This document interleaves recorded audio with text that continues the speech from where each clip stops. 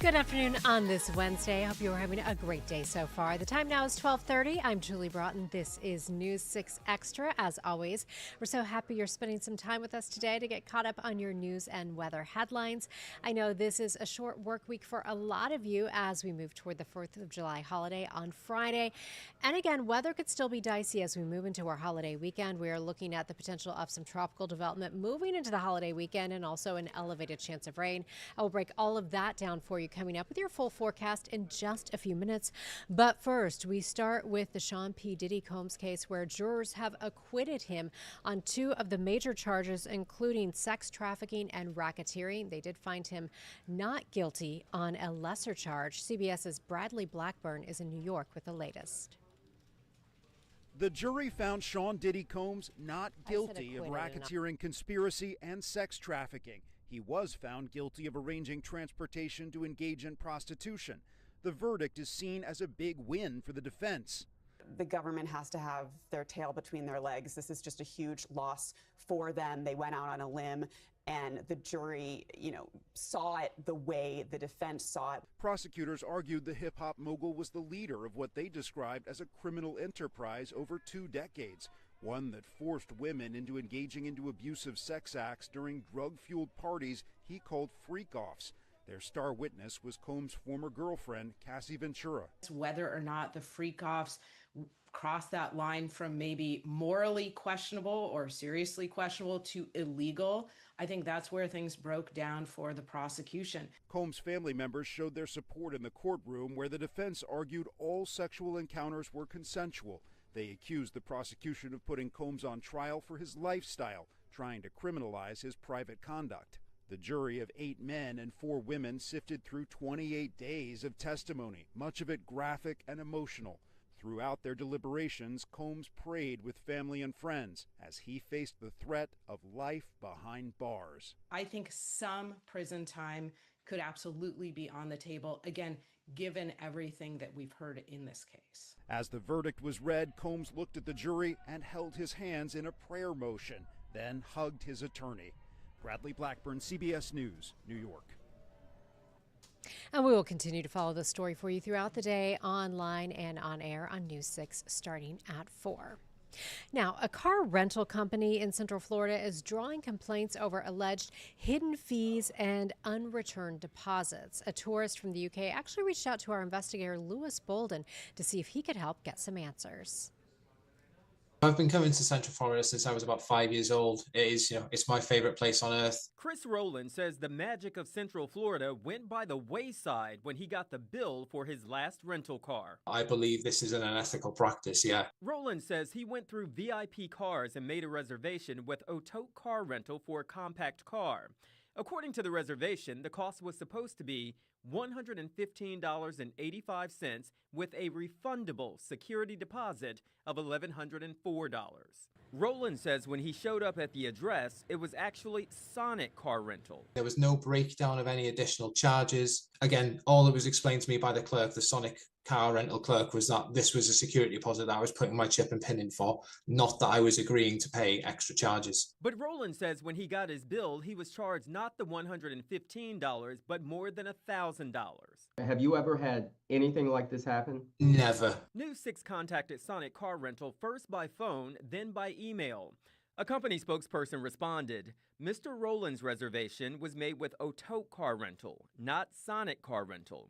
Otoke Car Rental previously operated from the same location as us, but has since moved. We pointed out the original reservation was, but the receipt with the charge says Sonic Car Rental. And his bank statement says Sonic Car Rental was paid £824 or $1,100 US. We did not get another response, and the company declined an interview. I want to raise awareness of this so that other people don't fall victim to how I have fallen victim to this and how other people previously have been subject to unethical practices by this company. We found numerous online reviews for the company. This one says, beware, a classic bait and switch. What was supposed to be $350 ended up costing $1,000 plus a security deposit.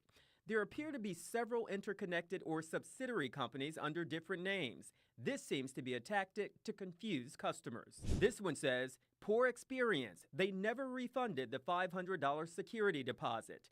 The company responded to one of those reviews, a similar story at the Better Business Bureau. So currently the business has an F rating with the Better Business Bureau. And what causes you to get an F? So there's 13 factors that go into a rating, and one of the factors that heavily weigh on a rating is unanswered complaints. Erica Urdanetti is Executive Vice President at the Better Business Bureau of Central Florida.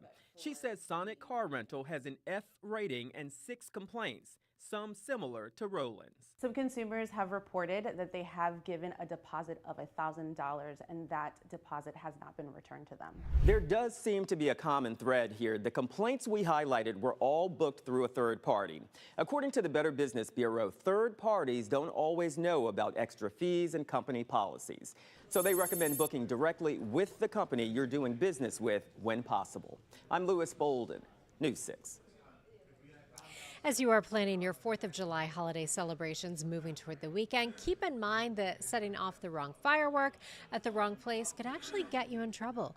News 6's Stephanie Rodriguez explains why it's so important to know what fireworks are legal in your city.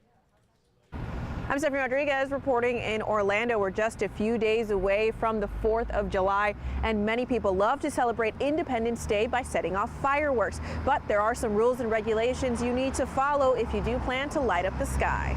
We usually do 80 to 90% of our business on the 2nd, 3rd, and 4th. At Galaxy Fireworks on the corner of Edgewater and John Young Parkway, people over 18 can buy over 200 variations of fireworks. But in Florida, there are only a few times a year where you can use certain ones to celebrate. Because you can only fire the ones that go off the ground and make a loud noise 3 days a year, which is the 4th of July, New Year's Eve Day, and New Year's Day. If you want to use them on the other 362 days, you need a permit. Other than that, you have to have a special form for Florida Statute 791, which shows that you're scaring away birds from your farm or something like that. There are also municipal ordinances. Make sure you check your local, your county, and your state laws, because your state law is an umbrella, but counties and municipalities can implement their own laws. And most of it has to do with time, as far as how loud and how late you can light them off. Here are a few rules from around Central Florida. In Orange County, a recent ordinance restricted all fireworks to just July 4th, New Year's Eve, and New Year's Day. In Volusia County, no fireworks are allowed on any of the beaches, and several cities have ordinances prohibiting them, including Daytona Beach, DeLand, Deltona, Edgewater, New Smyrna Beach, and Ponce Inlet. In Cocoa Beach, fireworks are prohibited on the beach and in public parks. Homeowners associations can also have their own rules and restrictions when it comes to firework use, so make sure that you check with them before you set them off. Reporting in Orlando, Stephanie Rodriguez, News 6. And heading to the weekend, we are keeping a close eye on your 4th of July holiday weekend forecast. I will break that down for you, as well as talk about the potential of some tropical development near our area as we move into the weekend. And we'll also show you a really cool research project that scientists at Disney are doing in hopes of finding out more about monarch butterflies. That is all coming up after a short break. We're back in 2 minutes.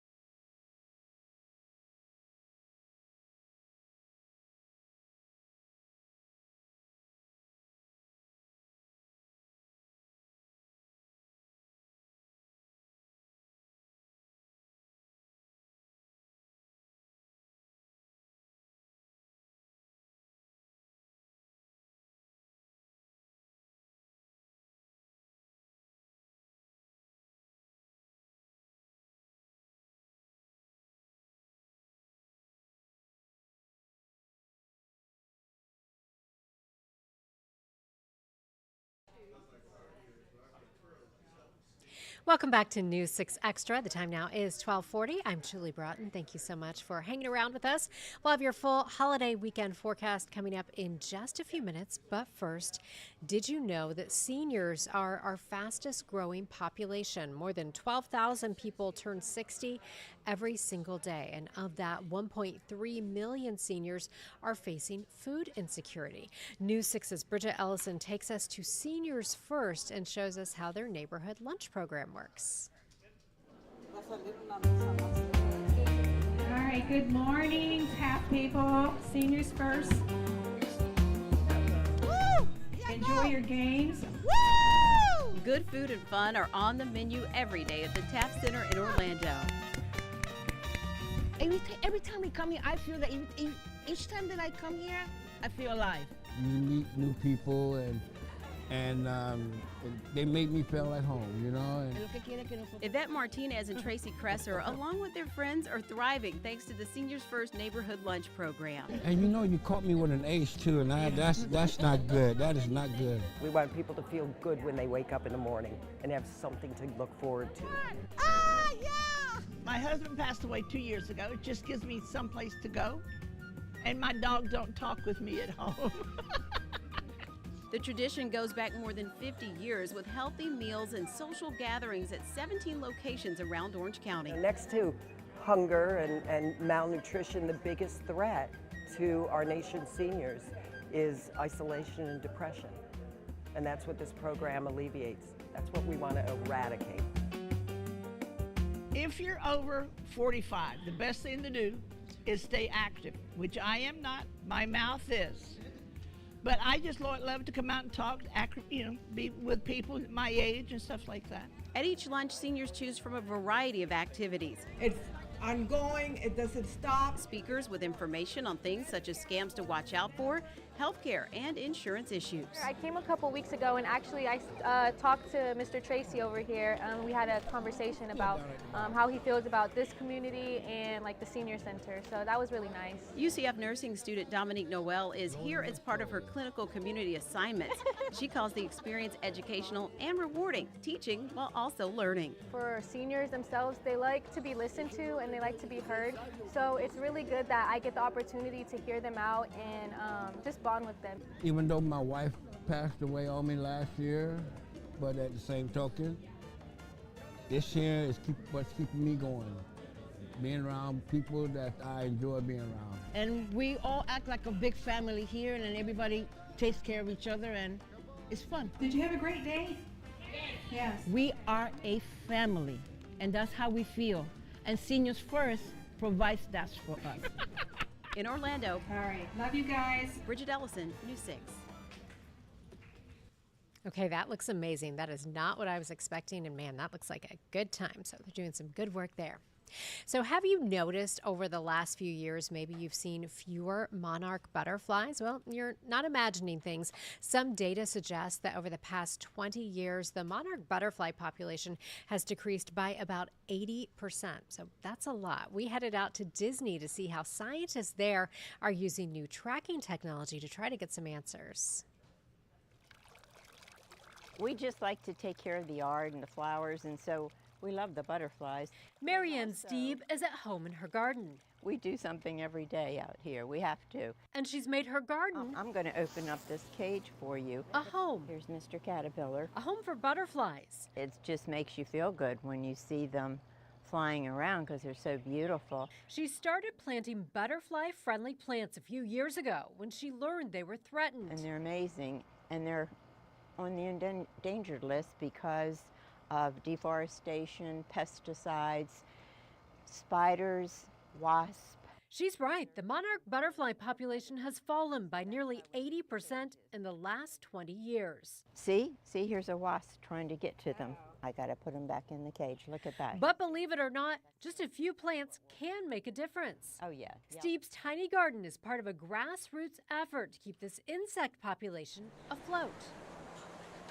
This butterfly looks super healthy. Just across town, she's putting that glue right on the back of the tag. Scientists are using technology to do the rest. So it's radio telemetry and it works off of the same frequency as our phones, so Bluetooth. This exhibit at Disney's Epcot showcases the latest effort to learn more about the migrating monarch population. What our guests can see here is the leading edge of science and how we learn about insect movement. So people have been wanting to do it for a long time. It's just now gotten small enough to start using with our butterflies. So when you create a habitat like this, Dr. Zach Gizon, Disney's conservation director, explained to me that it may seem like science fiction, but these tiny transmitters, about the size of a grain of rice, can be glued to the butterflies so their movements can be tracked. we need to know what kind of habitats they're using and where they're moving to know how to protect them. While the system is limited to Disney property, it's still producing results. We have learned some interesting things. I think in terms of the tag, learning that we need to amend our methods a little bit when the humidity is a lot higher.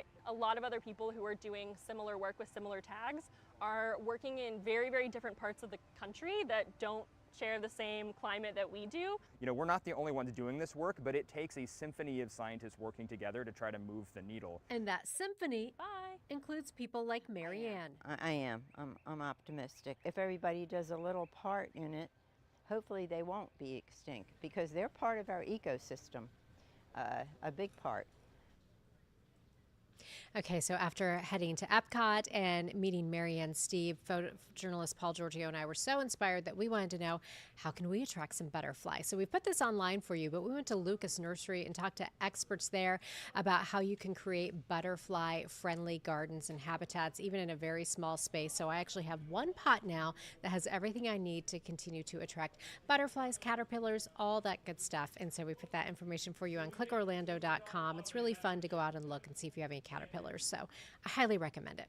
All right, let's get a check of your forecast now. Of course, we are all watching the tropics. Now, the National Hurricane Center has given this highlighted area a 40% chance of further development over the next 7 days. See that front to our north? That is a weakening front continuing to drop to the south. And as that stalls out across North Florida, it will go stationary, and then that is when we are anticipating an area of low pressure developing along that. Now, here's a look at tropical depression formation by Saturday afternoon. Some of the models want to put the area of low pressure developing over the Gulf. Some want to develop it over the Atlantic. I think we're looking at a little bit better chance now of leaning toward it developing over the Atlantic, which would mean not as rainy for us as we head through the weekend. Still, your 4th of July holiday, plan for rain. We're looking at about a 70% chance of some showers for your Friday. So I don't think we're talking about a total washout, but just keep in mind we will be dodging showers and some storms. That is the case right now as well. Here's what the radar looks like scanning out at 12:48. You can see some showers moving in from that complex of rain over the Gulf, producing some heavy showers approaching the Turnpike in Lake County. We have some lightning out there as well. Anywhere we see those areas of yellow, red, or orange, that's the pockets of heavy rain. This is going to go well into the evening hours. Clouds and rain forecast showing the showers continue transitioning across the interior. By 3, 4 o'clock, they'll start to interact with our east coast sea breeze. We could see some gusty winds, quite a bit of lightning, again, some heavy downpours. So that really means, especially over the next couple of days, if you're in a flood-prone area or a low-lying area with poor drainage, you may be dealing with some flooding as these showers just continue developing over the same areas, dumping a lot of rain as they do so. Meteorologist Jonathan Kagas and I will be here for you throughout the afternoon and evening, keeping an eye on all of that. Again, a little bit closer look in on some of those showers stretching from the Villages down through Bushnell and tracking, like we said, over toward the Turnpike and Lake County. Watch out for slick roads if you have to be out driving in this area. Right now, we're sitting at 87 in Sanford, and you can tell by looking at this temperature map where it's raining. It's 75 in Ocala and 74 in the Villages because of some rain-cooled air. Afternoon highs today stay a little bit cooler than normal. Average high is 92. We'll go around 90, a degree or two on either side of that as we head through the next couple of days. Here's how it looks for your 7-day forecast. Now, Thursday and Friday, we are bumping up the chance of rain to about 80%. Our forecast this weekend largely dependent upon what happens with that potential area of low pressure. We will be here monitoring the situation and keeping you up to date on air and online as we continue to roll through the rest of the week together. Overnight lows stay in the 70s. Coming up on News 6 at 4, we will have a much deeper breakdown of your forecast, so we hope we'll see you then. Thank you so much for hanging out with us today on News 6 Extra. I hope the rest of your Wednesday goes well, and I will see you again at 4.